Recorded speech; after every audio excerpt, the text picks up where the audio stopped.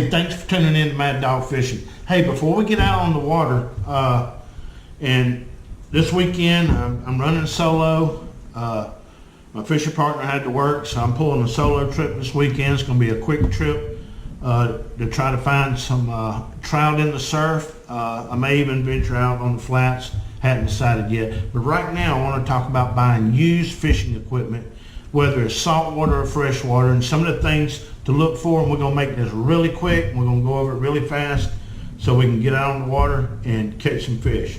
Anyway, guys, this week I was able to pick up this H2O Express. This is a 7-foot 3-inch fast action rod. Golly, man, this thing is so light. I've never used one. I've never bought one, of course. And actually, this rod came with that reel, the Penn SSV 4500. It was overkill, so I ended up putting the Shimano 2500 on here. And guys, this combo is feather light. I'm going to use it for throwing these husky jerks and soft plastics. I mean, you can literally throw this all day.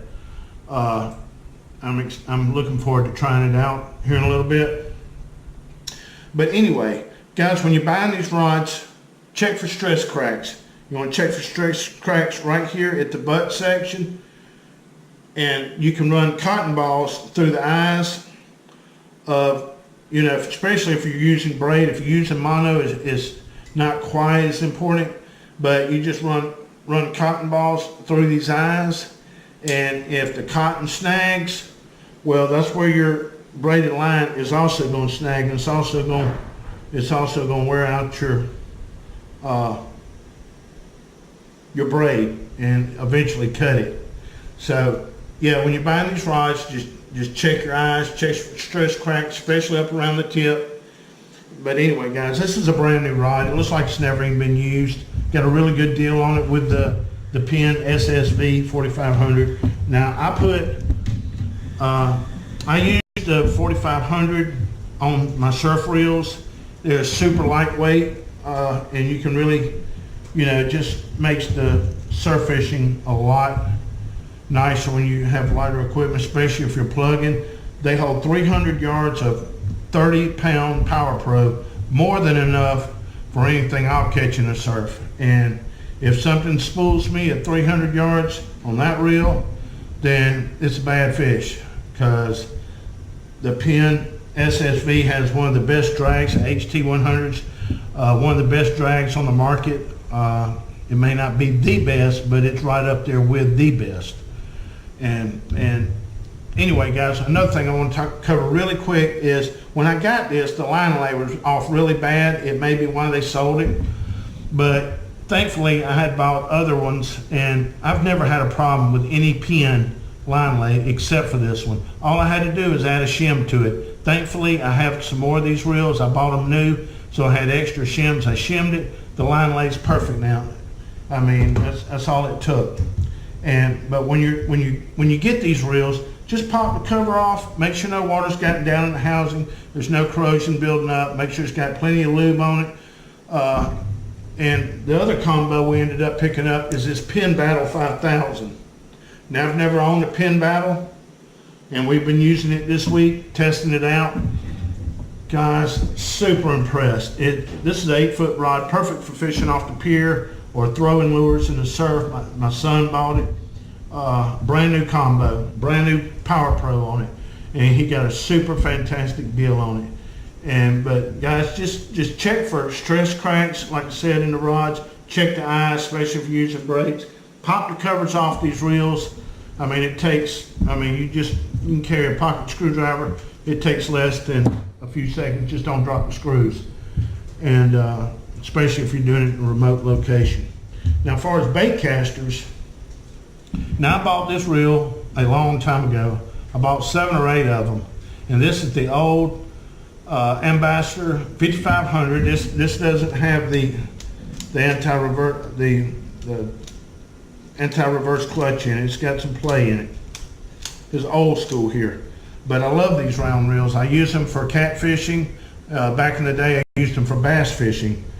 But of course, bass fishing reels have come a long ways and gotten real expensive over the last few years. I'm glad I got out of their business because I didn't have any sponsors, and it cost me a lot of money to stay in the game and stay up to date. But anyway, guys, just, check these paws out, on these bait casters. Pull the paws out, make sure they're not worn. If you need a new one, they're really cheap. You can order one. Check your worm gear out. Make sure they're plenty lubed. A lot of guys don't lube their reels, especially bass fishermen. But if you're a handyman and, these low profile reels, not low profile, these round reels are really easy to lube and to maintenance.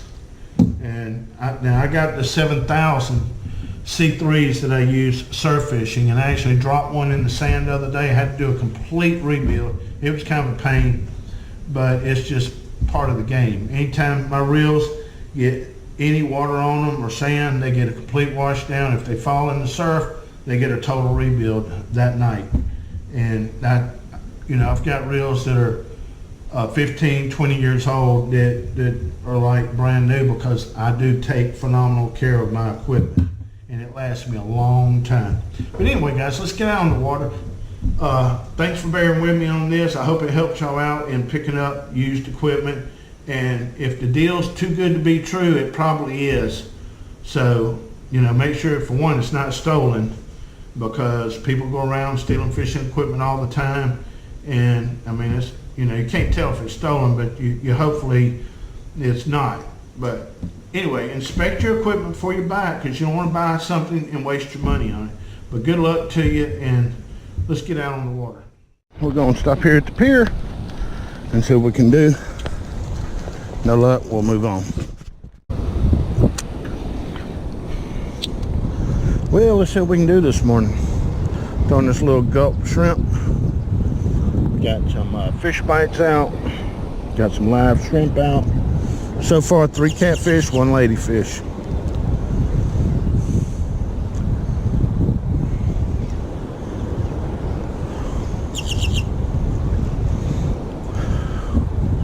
Looking for that speckled trout. The water is really stained this morning, so that's not doing us any favors.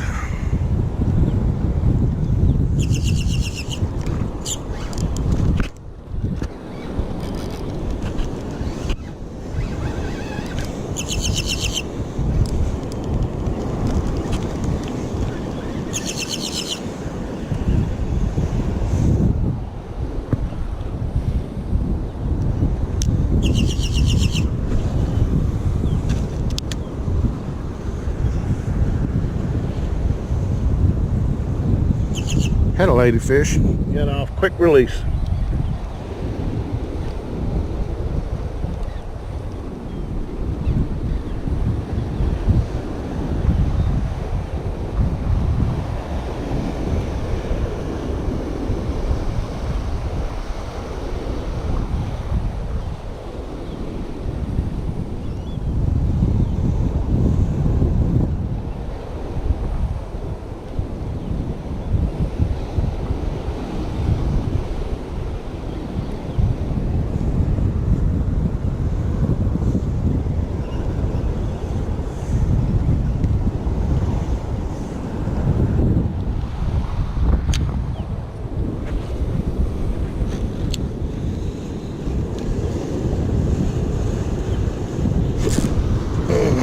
Another ladyfish.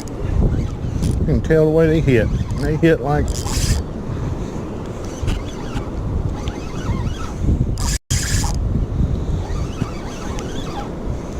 they sure are fun to catch though.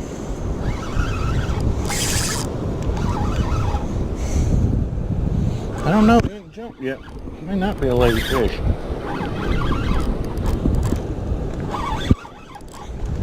Nope, ladyfish. Nope, blue runner.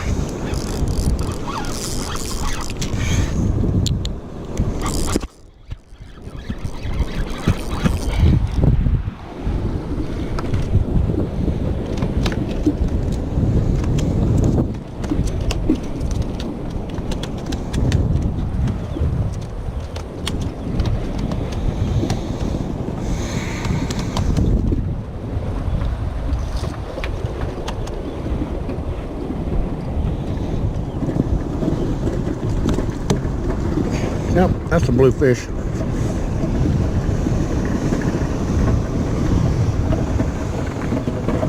They fun to catch. Fish are thick. See that jig right there? They're loving that this morning. Didn't come here for ladyfish, but hey, it is what it is.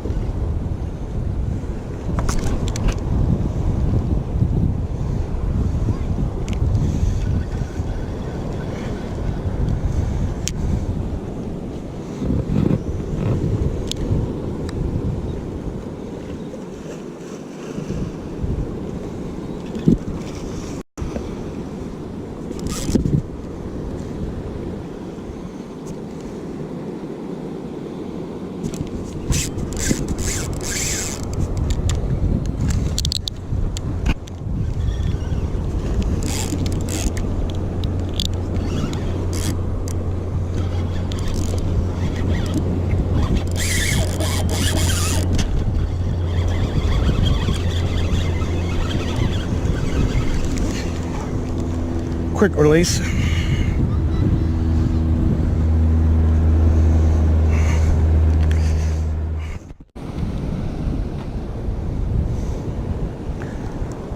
Had something hit this combo. Sure felt good. Ah.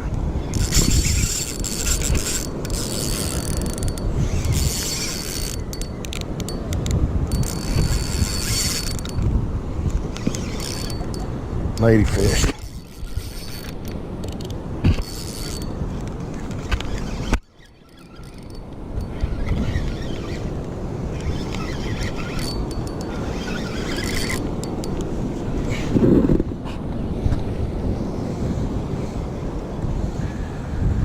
Alrighty, done with the ladyfish.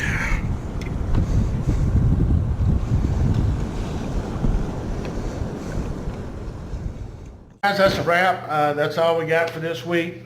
Thanks for watching the video. Pitiful fishing, I know, right? Anybody can catch a ladyfish. But anyway, guys, if you liked the video, man, give me a thumbs up. And if you hadn't subscribed already, go ahead and subscribe. I really appreciate it. I just hit 100 subscribers. It has taken me 2 months to get there. And, I'm not doing this for money. I'm not the greatest fisherman. There are a lot better fishermen down here than me.